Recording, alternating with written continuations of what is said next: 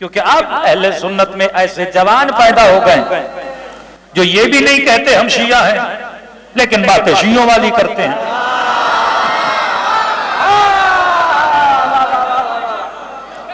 یہ چیز ان کو زیادہ تکلیف دے رہے. اب بندہ بولے میں شیعہ ہوں تو معاملہ ہی ختم ہے نا کہ بھائی فلاں طرف والا. اب بولتے ہیں نہیں ہم سنی ہیں, نماز بھی ہاتھ باندھ کے پڑھتے ہیں, رضی اللہ بھی بولتے ہیں, لیکن باتیں کون سی کرتے ہیں؟ شیعوں والی کرتے ہیں. یہ سارے بل جو پاس کیے جا رہے ہیں ہمارے اوپر بھی قدغن ہے, لیکن زیادہ ٹینشن کس کی؟ ان لوگوں کی ہے. میں نے کہا بتاؤ تو صحیح تمہیں شیعوں سے مسئلہ کیا ہے؟ قرآن بیچ میں رکھتے ہیں, مسئلہ حل ہو جائے گا. ہم غلط تو وہ بھی قرآن بتائے گا, آپ غلط وہ بھی قرآن بتائے گا. تو جناب کہنے لگے کہ دیکھیے ہمیں آپ شیعوں سے مسئلہ یہ ہے کہ آپ شیعہ لعنت بہت بھیجتے ہیں. لعنت سے بڑا مسئلہ ہے کہ لعنت اگر ختم ہو جائے تو ہمارے اختلافات بھی کیا ہو جائیں؟ ختم ہو جائیں. میں نے کہا دیکھو دو سوال ہیں. پہلا سوال یہ ہے کہ اصلاً لعنت بھیجنا اچھی بات ہے یا بری بات ہے؟ مثلا یہ پانی ہے نا, پہلا سوال یہ ہوتا ہے کہ قبلہ پانی پیا جائے یا نہ پیا جائے. اصلاً پانی پینا حلال ہے یا حرام ہے؟ پہلے اس کی حلیت ثابت ہوتی ہے. پھر سوال ہوتا ہے کہ کیسے پیا جائے, کتنے گھونٹ پیا جائے, اس کی افادیت کیا ہے. پہلا سوال یہ ہے کہ اصلاً لعنت بھیجنی چاہیے یا نہیں. خود فعل لعنت قبیح ہے یا حسن ہے, اچھا ہے یا برا ہے؟ تو میں نے کہا کوئی بات نہیں, یہ سوال ہم قرآن سے ڈھونڈ لیتے ہیں کہ اگر لعنت بری ہوتی تو قرآن میں نہ ہوتی.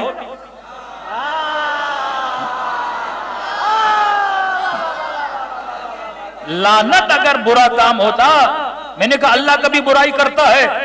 قال یاد باللہ یہ آپ کیسی باتیں کر رہے ہیں, کفر ہے. میں نے کہا وہی خدا تو کہتا ہے میرا ذکر کرنے سے پہلے ایک لعنت بھیج کے آ. میں نے کہا ہر مفتی ہر مولوی بسم اللہ الرحمن الرحیم سے پہلے کہتا ہے اعوذ باللہ من الشیطان اللعین الرجیم, میری لعنت ہے شیطان پر, میری لعنت ہے شیطان پر. میں نے کہا یہ اور بات ہے, وہ بھیجتا ضرور ہے لیکن اسے یہ نہیں پتا کہ میں بھیج کس پہ رہا ہوں. بعض اوقات ہم کئی کام کرتے ہیں پر ہمیں پتہ نہیں ہوتا کہ ہم کیا کر رہے ہیں. بعض اوقات ہم کئی کاموں کے منکر ہوتے ہیں لیکن ہم سب سے بڑے اقراری بھی خود ہوتے ہیں. میں نے کہا یہ جو لعنت کی مخالفت کر رہا ہے نا, یہ ہر بسم اللہ سے پہلے خود بھی لعنت بھیجتا ہے. اچھا میں نے کہا بحث کہیں اور نہ نکل جائے, میرے ایک سوال کا جواب دو. کہ جی, میں نے کہا یہ بسم اللہ سے پہلے یہ لعنت کس پہ بھیجی جاتی ہے؟ کہا شیطان پہ. میں نے کہا کون ہے شیطان؟ میں کس پہ بھیجی جاتی؟ کہ شیطان پہ. میں نے کہا کون ہے شیطان؟ کہا وہی ابلیس. میں نے کہا پھر یہ بولو نا کہ اعوذ باللہ من الابلیس. کہیں پر بھی نہیں بولتے ابلیس پہ لعنت ہے, ہمیشہ یہ بولتے ہو شیطان پہ لعنت ہے. کہ اس پہ تو میں نے بھی آج تک نہیں سوچا. میں نے کہا اب کل سے سوچنا کہ اللہ نے یہ کیوں نہیں بولا ابلیس پہ لعنت کرو. میں نے کہا ابلیس ہے نام, شیطان ہے صفت. ابلیس ہے نام, شیطان ہے صفت. میں نے کہا اگر لعنت ابلیس تک ہوتی تو ابلیس تک محدود ہو جاتی, لیکن خدا نے صفت پہ بھیج دی. اب جس میں شیطان ہے اس پہ لعنت ہے.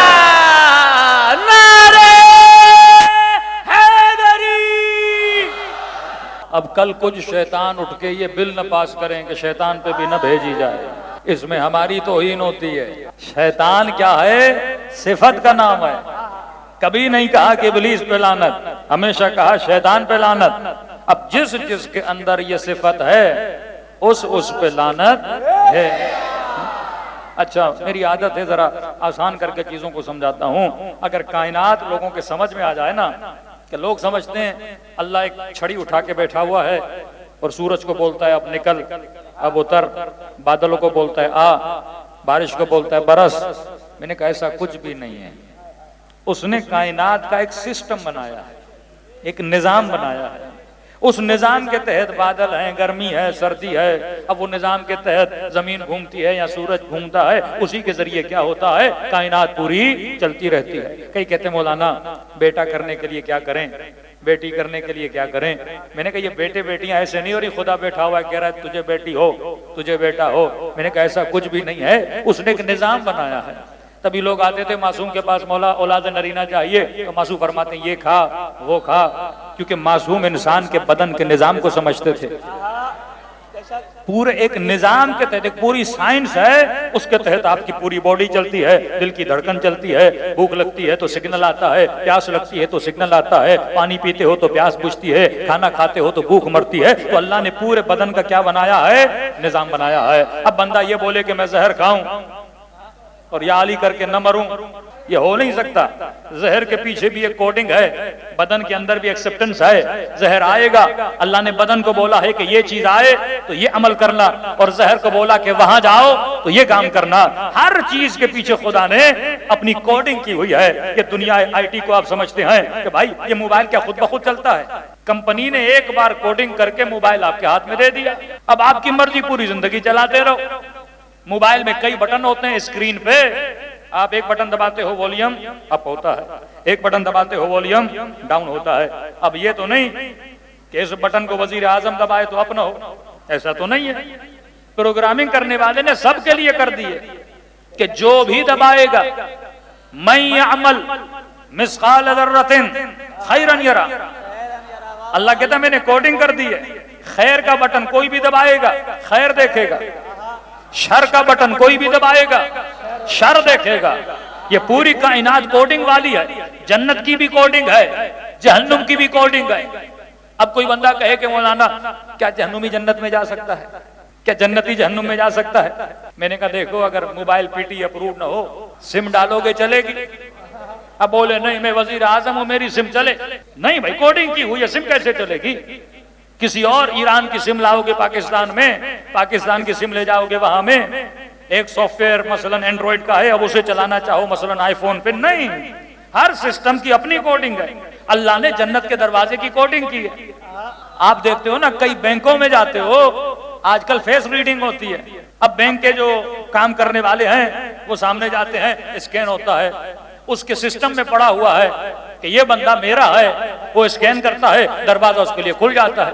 میں نے کہا جہنمی جنت کے دروازے پہ آ بھی جائے، چہرہ اسکین ہوگا نہیں تو اندر کیسے جائے گا؟ اور اگر جنتی مثلا جہنم کے دروازے پہ چلا جائے کہ میں نے گرم چائے جا کے پینی ہے، اور جہنم کا دروازہ کھل جائے، وہ اسکین کرے گا تو اس کے اندر وہ جراثیم ہوں گے ہی نہیں، تو وہ جہنم میں کیسے جائے گا؟ تو کائنات کی ہر چیز کے پیچھے کیا ہے؟ اللہ نے کوڈنگ کر کے رکھی ہے. جس طرح جوان موبائل لیتا ہے، ہر بٹن کے پیچھے کوڈنگ ہے، ہر اپلیکیشن کے پیچھے کوڈنگ ہے، اور کوڈنگ کر کے بتا دیا کوئی بھی آئے اگر یہ کام کرے گا تو یہ ہوگا، اگر وہ کام کرے گا تو وہ ہوگا. تو میں نے کہا خدا نے بھی اس کائنات کے اصول جب بنائے تو اس کے پیچھے کوڈنگ کی. بادل کو بتایا تو نے کیا کرنا ہے، سورج کو بتایا تو نے کیا کرنا ہے، ہرن کو بتایا تو نے کیا کرنا ہے، دانے کو بتایا تو نے کیا کرنا ہے، پانی کو بتایا تو نے کیا کرنا ہے. جب قرآن میں کہتا ہے الذی خلق فسوی والذی قدر فہدی، یہ ہدایت کیا ہے؟ یہ اللہ کی کوڈنگ ہے کہ آنکھ نے کیا کرنا ہے، زبان نے کیا کرنا ہے، دماغ نے کیا کرنا ہے، ہاتھوں نے کیا کرنا ہے، پاؤں نے کیا کرنا ہے. ہر چیز کے پیچھے اللہ کی کوڈنگ ہے. میں نے کہا بالکل اسی طرح خدا نے رحمت کی بھی کوڈنگ کی ہے، نعمت کی بھی کوڈنگ کی ہے، لعنت کی بھی کوڈنگ کی ہے. یہ نہیں کہ میں کہوں یہ رحمت اس پہ آئے تو آ جائے، میں کہوں کہ یہ نعمت اس پہ آئے تو آ جائے، میں کہوں کہ یہ لعنت اس پہ آئے تو آ جائے. لعنت نہ میرے کہنے سے آتی ہے، رحمت نہ تیرے کہنے سے آتی ہے. اللہ نے لعنت کی کوڈنگ کی ہے. جس کے اندر بھی یہ صفت ہوگی آٹومیٹیکلی لعنت اس پہ آئے گی، کہ اندر بھی یہ صفت ہوگی آٹومیٹیکلی اس پہ اندر مثلا رحمت آئے گی. میں نے کہا اب یہ تو ثابت ہو گیا کہ لعنت بھیجنا حرام نہیں ہے. اگر حرام ہوتی تو خدا کبھی خود لعنت نہ بھیجتا. اب سوال یہ ہے کہ لعنت کس پہ بھیجی جائے، کس پہ نہ بھیجی جائے. نہ فیصلہ شیعہ کرے گا، نہ فیصلہ سنی کرے گا، فیصلہ قرآن کا اصول کرے گا. اب خدا بتاتا ہے کہ میری کوڈنگ پڑھ کہ لعنت کس کس پہ آتی ہے، تو خدا نے آواز دی کہ لعنت اللہ علی القوم الظالمین، خدا کی لعنت ہے ظالموں پر. اب یہ مفتی سے سوال بنتا ہی نہیں کہ یزید پہ بھیجوں یا نہ بھیجوں.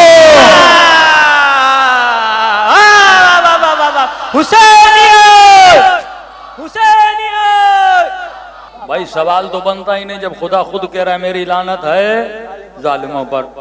اب وہ چاہے ظلم کل کا یزید کرے یا چاہے آج کا یزید کرے، لعنت تو آتی ہے. اور یہ آٹومیٹک ہے، آٹومیٹک ہے. خدا نے کوڈنگ کر کے رکھ دی ہے کہ رحمت کا لیس الانسان الا ما سعی، جو محنت کرے گا اسے اجر دوں گا. اب یہ کوڈنگ ہے، انگریز بھی محنت کرے تو اجر ملے، ہندو بھی محنت کرے تو اجر ملے، بھنگی بھی محنت کرے تو خدا کیا دیتا ہے؟ اجر دیتا ہے. اللہ کی کوڈنگ ہے تو جو محنت کرے گا اجر دوں گا. حلال کھائے گا عاشق علی بنے گا، طیب عورت سے شادی کرے گا پاک نسل عطا کروں گا، خبیث سے شادی کرے گا خبیث پیدا ہوں گے. فرمایا پوری کوڈنگ ہے، جو کرتا جائے گا اس کا نتیجہ، اس کا رزلٹ تو کیا کرتا جائے گا؟ دیکھتا جائے گا. تبھی کہتا ہوں شیعو شکر خدا ادا کرو کہ اللہ نے تجھے محمد اور آل محمد کا پاک دامن عطا کیا ہے.